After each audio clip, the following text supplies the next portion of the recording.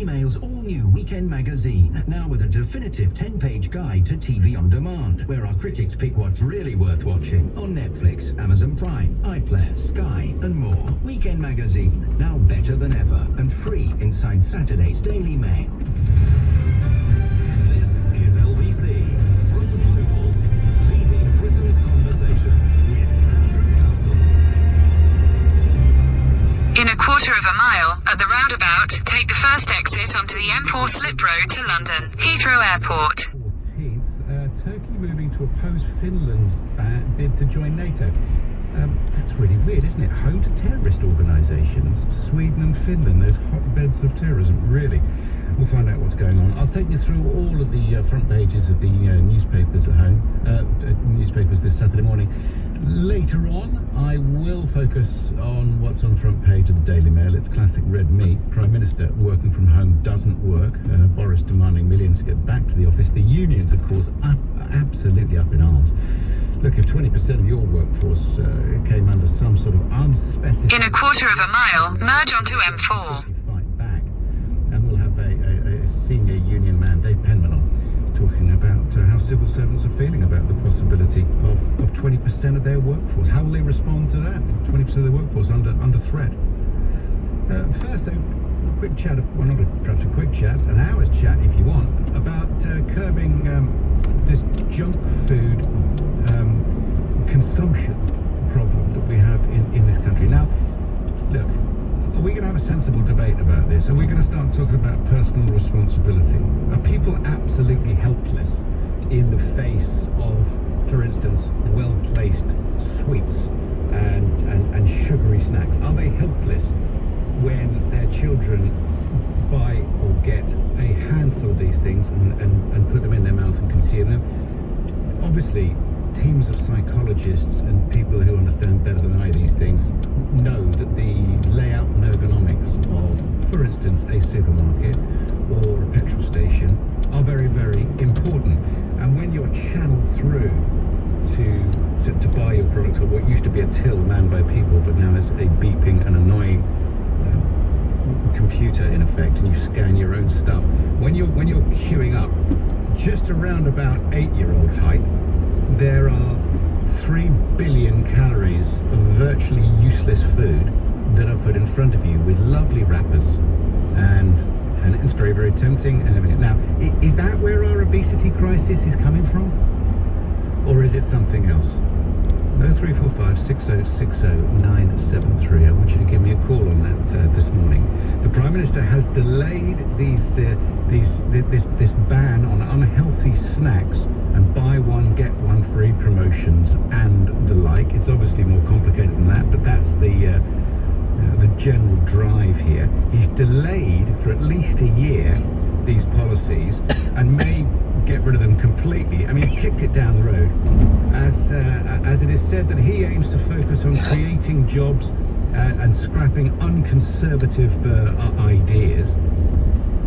But he thinks it will help people with the cost of living crisis. I mean, it is such a stretch. I don't even understand. Maybe they haven't got enough people to make all the rules. Maybe there's not enough people working at the moment to actually form. Maybe we've got other things to do. And what about the concept of personal responsibility? Do you welcome this? I'm asking you to find an answer for obesity, and it won't be easy. Jane Deville-Allman, President of the British Obesity Society, is with me. Hello, Jane. Good morning, Andrew. How are you? Very well, very, very well, thank you. I think we've spoken about this before, and we'll surely speak about this again. But firstly, your view of the government delaying or possibly kicking into the long grass forever this ban on buy one get one free and the like. Well, I don't think it's going to be the answer you expect me to give, but I can kind of see where he's coming from on this, because I think, you know, working in areas of high deprivation and poverty, I think people just haven't got the mind space to think about their health. And I know that sounds... No, Jane, that is really straightforward and honest. I completely understand where you're coming from. They've got bigger things to think about. Exactly. I mean, I was a health visitor in some, real high areas of deprivation, and people are struggling from day to day at the moment, thinking about how am I going to pay my gas bill, how am I going to pay my rent, how am I going to, just live day to day, look after my children. I think the last thing they're thinking of is, rushing home and cooking something healthy for tea. I think they just want to feed their children and themselves with anything that they can get hold of that is cheap and cheerful. And I know, it would be brilliant to have this legislation, but I think at this very moment in time, people have just got, bigger things to worry about. So in terms of priorities then of people who are living in a situation where money is tight, you talk about deprivation and poverty. If their priorities are elsewhere, I completely understand that. But ultimately, they're trying to do the best for their children, and the best for their children is to feed them well. How is this? How do you get people to feed their children better? Well, I mean, one of the things that I've been harping on about for years, it's not necessarily just the food that they're having that is the issue. I mean, so many youngsters drink fizzy drinks. Honestly, we should just have a total ban on fizzy drinks. It's just, I go around the supermarket and, I'm not deliberately looking in people's baskets, and please don't ever look in mine and judge me. But honestly, there are rows and rows and rows of high-calorie fizzy drinks that people are drinking. I mean, a lot of their calories isn't just coming from food. So, that's the first thing I'd do. Put a levy on fizzy drinks. But I think, people aren't stupid. Just because people haven't got much cash, it doesn't mean they're stupid. There are a lot of people out there who are trying their best to give their kids, decent food. And so I think we need to respect the fact that people, do have their own conscience, no matter how much money they've got. And that I think people will try and give their kids good quality food. Just because things are cheap, 2 for 1, it doesn't necessarily mean it's unhealthy foods that are going to be 2 for 1. So I think people might opt for the healthier foods. But I mean, one of the things I'd like to see is when this crisis is over, for the government to really take obesity seriously. Because I don't think they've ever, I mean, I've worked in this game for, 25 years. I don't think the government have ever taken it as seriously as they should. So where is that line between government and the actual person, the actual family? Where is that line? I mean, what can a government do? Don't we expect the government to do absolutely everything? Don't stuff your face with,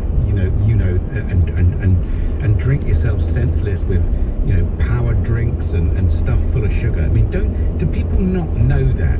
Or is it that they don't have enough time? Are they uneducated in that sort of stuff? I mean, clearly it's difficult to have that as a priority if you're cold and sitting at home. I mean, I'm not trying to deride the situation, but surely people do know, don't they? Is it up to the government to stop them becoming bloated and massive and unhealthy as a direct result forever? It probably isn't. I mean, the reason why the government get involved is, of course, the knock-on consequences of the NHS is immense. So they know that further down the line, if people do carry on eating unhealthy foods, they are more likely to become sick, and they are more likely to become dependent on services in the NHS. One of the things I think we need to understand is the NHS isn't going to be there forever. I mean, we're already seeing services cut. We're already seeing, 6 million people on a waiting list. We're going to find in the future that when people are sick, there is nowhere to turn. So I think that's a scary thought. Yeah. But I think that message should be put out there. We've currently got a very, very, half-hearted run NHS that is likely, people are waiting, up to 10 hours for someone to collect someone from a nursing home in an ambulance. Or sometimes 24 hours. We've all got stories, haven't we, Jane? Exactly. I must leave it there. I'm going to bring another side of this argument now. But Jane, always good to speak with you. Thank you for your time. Jane DeVille-Ullman, President of the British Obesity Society. Jonathan Davis is a wealth advisor and an economist. There is something in this about the cost of living crisis and how the government and Boris Johnson don't want to put too much pressure on the suppliers. But I mean, I'm struggling to sort of get from one to the other here. Is there any merit to this economics argument, Jonathan, at all, or is it complete nonsense? Yeah, well, to me, it's politicians doing what politicians doing, and the media doing what the media doing. I'm talking about red herrings that are entirely. In 2 miles, at junction 3, take the A312 exit to Harrow, Hayes. Talking about symptoms, it's what the media and politicians do all the time. No, it's entirely immaterial to the economy. There's no economic issue here. And he and his civil servant or political advisors, they're just adding to the list to pretend that they've thought this through, when, as I say, it's not getting to the cause of cost of living. It's just treating or looking at treating one of the tiny symptoms. Right. So in that case, let me ask you this. Let's get off that complete load of nonsense, and we won't deal with the economics of it, going forward, Jonathan. Do you have children? Yes. Did they eat well? Broadly, yes. Broadly, yes. Now and again, not. We had a sweetie day in our house. Mine are 29 and 28 now. It's different. How are we going to get people in this country to eat better and understand that what they consume matters to their health? And also, is it more expensive to eat well? Yeah. No, it's less expensive to eat well, but as your interviewee there just said, people who are working all the hours that God sends, often doing 2 jobs, travelling for 3 hours a day, there and back to get to work. This is not a particular focus for them. So how do we get people eating and living more healthily? Well, there are a number of things that could be done, which probably won't be done. Firstly, they could actually subsidise healthy activities such as tennis clubs, sports clubs. Right. Yeah. In a quarter of a mile, at junction 3, take the A312 exit to Harrow, Hayes. I call it lock up because it's been like in prison. Instead of during lock up closing down gyms and making it socially unacceptable. Exit at junction 3. Exercise. They should actually be opening these things up and making it as easy as possible for In a quarter of a mile, at Cranford Parkway interchange, take the 4th exit onto the Parkway, A312. We'll see. We'll see. Yeah, well, indeed. They should also, and this is a very serious point, particularly for the non-working unemployed, and it's deadly serious, they should reduce benefits. They should reduce benefits in order to incentivize people, maybe using the taxation system, to get people back into jobs. Because I'm sorry, however difficult it is for the unemployed, it's more difficult being unemployed than being employed. So if you are employed, then you're more likely to have a more active lifestyle and therefore more likely to be healthier. Jonathan, thank you very much indeed. Wealth advisor and economist. All right, simple question this solve the obesity crisis in the... Exit the roundabout onto the Parkway. 60973. I'll go through the papers after the news. 7:16. Lottie Morley. Russia will cut off electricity supplies to Finland. Continue on the Parkway for 1 mile. Ban on buy one get one free deals for unhealthy food products. And Prince William has personally given cancer campaigner Deborah James her damehood.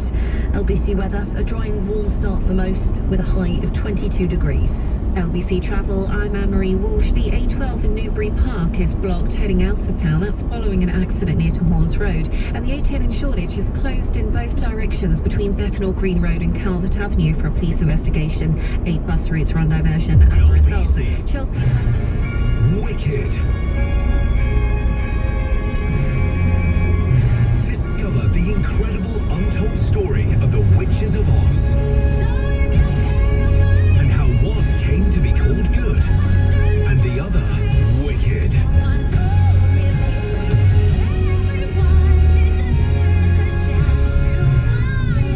Wicked at London's Apollo Victoria Theatre. Experience it now. Many people struggle with loose and missing teeth. Often their dentist has told them nothing can be done. Let the TDC team restore your teeth, your smile, and your confidence with our award-winning Smile in a Day dental implant treatment. Book your consultation today. Visit smileinaday.co.uk. A word to all drivers. With Free Now, the Mobility Super app, you can expect a lot more of this. Been busy tonight, driver. Till we get there. What time do you finish? But on the plus side, when you join the Free Now driver community, you'll have access to our ever-growing passenger base. Sign up today and get 0% commission in your first 30 days. You'll also get a £200 bonus after completing 50 trips in 14 days of onboarding. We hope this makes up for more of the same old questions. Busy night? Search Free Now drivers in your app store today to start driving. Subject to availability, T's and C's apply. Today's tale begins when Sarah was scrolling through her feed. Suddenly, Sarah heard mysterious sound. The Wi-Fi is down. Sarah was trapped by the spinning wheel of doom. Save yourself from broadband nightmares. Get BT's Unbreakable High. In a quarter of a mile at Wagoners Roundabout, take the second exit and stay on the Parkway A312. UK availability. 4G connection takes up to 175 seconds. Best for mobile network performance. Verify at ee.co.uk/claims. Our pledge is to put more money in the public's pocket. What about my household bills? Feeling that cost of living crunch? Labara are here to help. 15 gigabytes of data, EU roaming included, and no annual price rises. All for just £10 a month. Labara. More for less. Change or cancel anytime. Rated excellent on Trustpilot. Get 50% off the first 3. Exit the roundabout onto the Parkway. I know, at Labara. Continue on A312 for 1.5 miles. With Andrew Castle. Call 0345 6060 973. Tweet at LBC. Text 84850. Listen, the headline of what we're talking about is that there's going to be this ban on buy one get one free deals on unhealthy snacks. That 9 p.m. watershed for junk food advertising, that's been ditched. Boris Johnson, the Prime Minister, aiming to cut the cost of living and boost growth. I mean, the combination of the first part of that sentence and the last bit about the 9 p.m. watershed and buy one get one free, we're not doing that anymore, and then somehow arriving at that's going to cut the cost of living and boost growth. I'm actually just going to put a line through that because it's complete and utter nonsense. The essence of this argument is how can we get people to eat well and perhaps even eat cheaply, healthily? How do you stop this tidal wave of obesity, if you like? It's hitting society so hard now. Health outcome. There's no point giving somebody a new hip at the age of 60, say, if they are 30 or 35% too big, too heavy. It's quite simple. Just think about the physical. That's just one example. There's millions of examples. Diabetes, all sorts of illnesses, cancers and everything else. Just look at America. That's where we're going, and we're going there fast. Compare a picture from the mid-80s. For instance, at Live Aid, I got a mate of mine took a picture at Wembley at Live Aid, and you look down, and it's almost an L.S. Lowry type picture, almost matchstick men and women, right? You take that same picture of a similar crowd now at a concert, if you can actually see the people.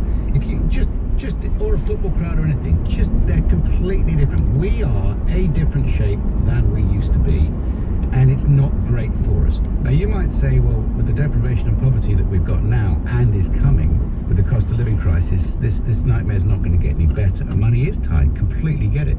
Perhaps our priorities need to be readjusted, if it's even a vague possibility. Why are we drinking all this rubbish that we drink as well?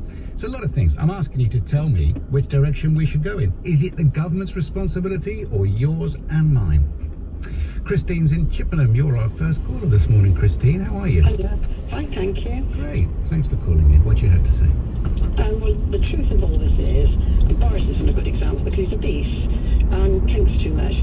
Our country would be bankrupt if we stopped all these unhealthy foods. You go in the supermarkets, all the aisles that would close if we didn't eat the rubbish that's making our society obese. And drinking, we only need water for hydration. I mean, tea or coffee without sugar is okay, but all the rest of the drinks have got added sugar in them one way or another. And it's terrible. You see all these children that are going to be obese in the future. And I was saying to your researcher that when I was a girl, I'm 75, and when I was a girl, there were no obese people except me. Everyone was so skinny after the war with rationing, and they all had healthy diets. There was no freezers. I don't think there were many fridges, and there was no microwaves. And now, the other thing that happened was that the television came through, and now there's all sorts of advertising, and people are told, give your kids a treat, this is the thing for your children's health. Most of it's absolute rubbish. They don't advertise carrots. And when people say you can't afford healthy foods, my budget is very low. What I spend on food, it's about less than, we two of us together, less than £40 a week in my grocery shop. And that includes things like cleaning materials. And because we eat healthily, basic foods, how much is a kilogram of carrots compared with a kilogram? Because they don't even tell you. In a quarter of a mile, turn right onto Roslyn Avenue. Chocolate cake. It's just ridiculous what people are giving their children for snacks that are full of rubbish and very expensive. Would you be happy to tell somebody with 3 or 4 children who is struggling, the cost of living crisis is hitting people really hard, and it's going to get worse? Would you say that to their faces though? Because people turn right onto Roslyn Avenue, then you will arrive at your destination. When I was young, my husband was only a gardener. We bought our own house. We had to go without lots of things, and I could tell people that it'd give them more healthy. They'd be much more healthy, and they'd have more money in their pocket. It's just all this sales techniques that get the money out of us. We take it in.